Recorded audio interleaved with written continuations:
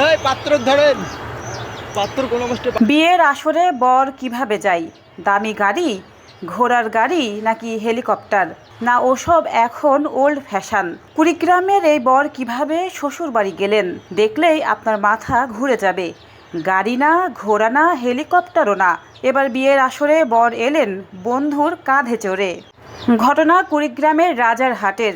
বর সেজেগুজে বের হলেন বিয়ে করতে, কিন্তু বিধিবাম বাড়ির বাইরের 1 কিলোমিটার রাস্তা যেন পুরো কাদার নদী। গাড়ি চলা তো দূরের কথা, সাধারণ মানুষের হেঁটে যাওয়ারও কোনো উপায় নেই। কিন্তু কথায় আছে না, বিপদেই বন্ধুর পরিচয়।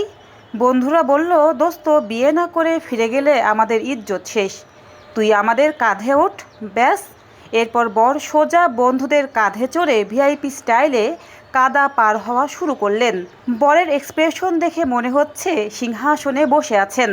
অবশেষে বন্ধুদের পিঠের ওপর ভর করে বর মিয়া মাইক্রোবাসে উঠলেন আর বিয়েও সম্পূর্ণ হলো।